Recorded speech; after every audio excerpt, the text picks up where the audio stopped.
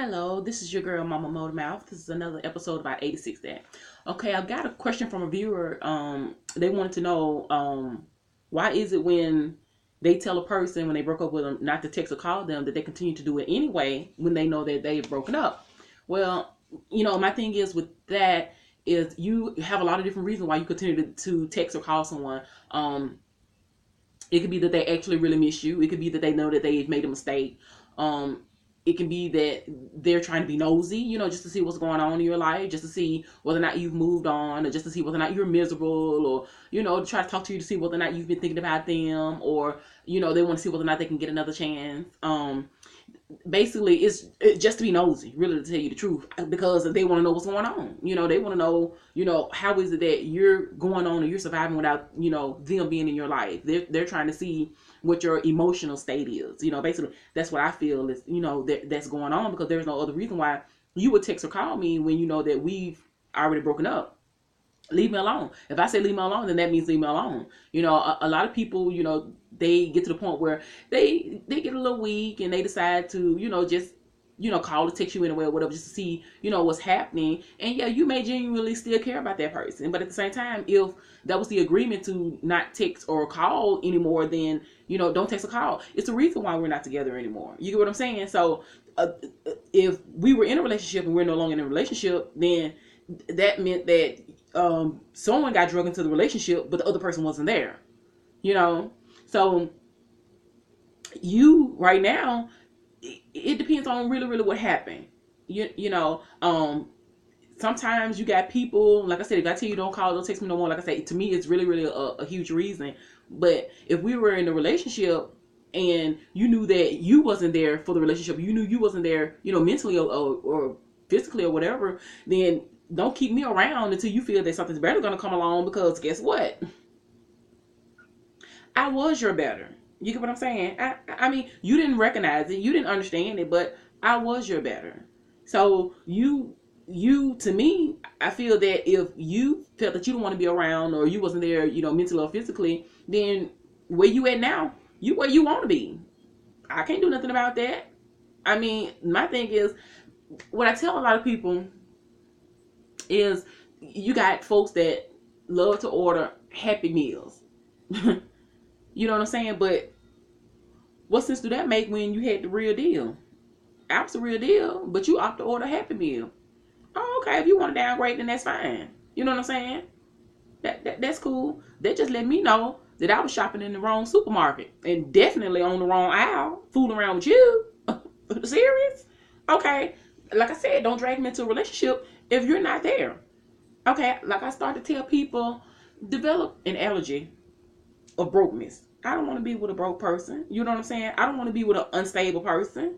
I want you to have what I have or more. You have to be able to upgrade me. You have to be able to elevate me. You know what I'm saying? But it doesn't, we really don't know why the relationship isn't what the relationship is supposed to be.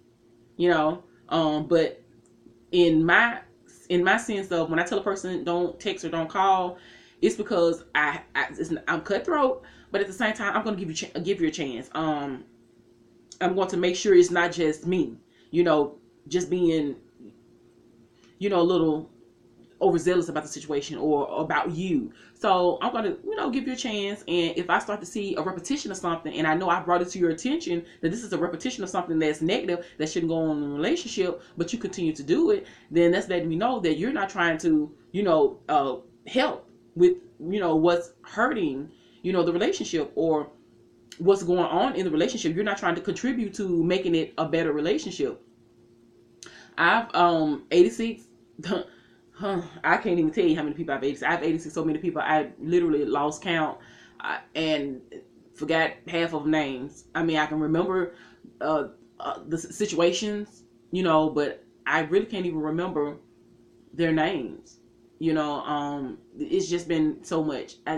I'm very low tolerant when it comes to ignorance. I'm sort of allergic to ignorance too, but I will, be sympathetic and compassionate enough to give you a chance, and to, to help you along the way to what we need to be in the relationship. But I see that if, I'm in the relationship by myself and you're not there with me, then I'm gone. I'm gonna dip, but I'm gonna talk to you and tell you the reason why, and even in that reason why, if it looks like that you want to try to, come around and participate and stuff like that, then I don't mind about still trying to give you one more try. But don't continue to put yourself through that over and over and over again when you know that it's not gonna be what you want it to be at the end. Um, let's see, prime example, a girlfriend of mine, she was telling me about, her friend and stuff that she was going through. And I was telling her, I was like, look, I've been in plenty of relationships like that where, you're the only participant, you're trying to help them along, you're trying to do things for them, and, you just really believe in that person, and, you have faith in that person, and you want that relationship to really work out because you see something in them that, can give you hope to them being able to, be all that they can be, and they're not returning the favor to you at all. That's just straight up selfishness. Like I said, I've already been done that. So, I told her, the advice that I told her was, tell your friend, she's in it alone. She's in it by herself. You doing more for him than you're doing for your own child. And I'm not obligated to, put you ahead of my child because we're not married. That's not the order. If we were married, then it'd be different. First comes God, then, the spouse, then the children, and then whatever else you want to come up after that, But the thing about it is you're not obligated to this man. Just because you guys have been talking for like 10 months, this man has not been in the relationship at all, physically or mentally. He comes to see you once every 2 weeks. Straight up booty call. Then when he sees you, he gets money from you. You have to buy him this, buy him that. You have to pick him up, and you have to take him to where he want to go, or where y'all want to go. Baby, you chauffeur, and you the bank. Are you serious? And then on top of that, the girl, she's a very beautiful girl, very pretty girl. Basically, can get anybody she wants. Very beautiful, but the self-esteem is so low to the point where she doesn't understand that. And because you don't want to be by yourself and you just want you a bed warmer, you're not listening to what anyone's telling you to do that, sensible and that makes sense because they, love you and they want to see you in a better position. But, that's the thing about that. She doesn't want to listen. I can't make you listen. You grown just like I'm grown. You just have to basically find out on your own. I can tell you because of my experience, because I don't want you to go through that, because I already know it's going to end in heartbreak. But if you don't want to listen to it, and you want to go ahead and go down the road, and you end up, with a broken heart, and don't come to me. Don't come to me saying, what that person has done to you, and I can't believe this has happened. How come you can't believe it happened, baby? I done told you from the beginning, but you don't want to take my advice. I can't, all I can do is offer an opinion or offer an advice. It's not for you to take it if you don't want it. If it sounds sensible enough, yeah. But like I said, it's crazy to run up behind a person. But yet at the same time, I think within the 10 months, they broken up maybe about 2 or 3 times. But she was the one that was calling and texting and persisting on having a conversation and being with them. And are you serious? No, that's. Like I always said, that's not how they go. If he's interested, he's gonna pick up the phone and call you and talk to you and make it a regular communication thing. Because if we know a relationship is one of the things that's based on is communication, then you're gonna make sure that you communicate with me, because that lets me know that you're interested in me. That's one thing that lets me know that you're interested in me.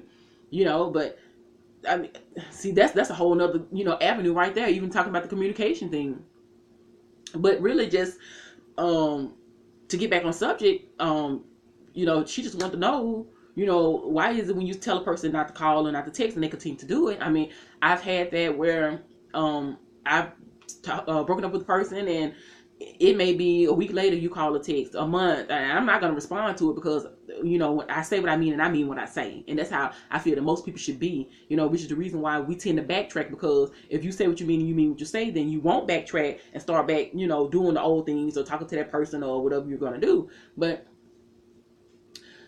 they will call after 1 week, 1 month, 6 months, 1 year, and sometimes even after 2-3 years. And my thing is, I tend to keep the same phone number for a very, very long time. So, of course, you can just look it up in your own phone or, whatever, and be like, oh, okay, well, let me just call the chick and see how you doing, blah, blah, blah. Now, that's not that. You just being nosy. It's 2 years in past, and you trying to see what's going on with me, whether or not I'm with another man, or whether or not I got married, or, whether I'm doing better than you, or whether I'm doing, worse than you. You're just being nosy. That's the only reason that, like I said, I can see why. Because you're not genuinely concerned. If you was genuinely concerned, then you would have been genuinely concerned when we was in this relationship. And yes, we would still be together.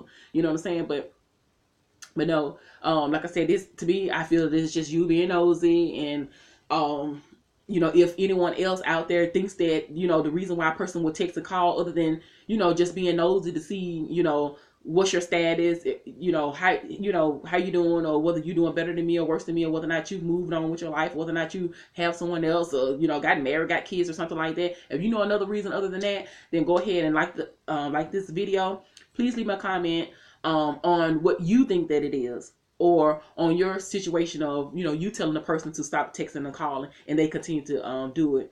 But this is your girl, Mama Motormouth. I love you guys, and peace out.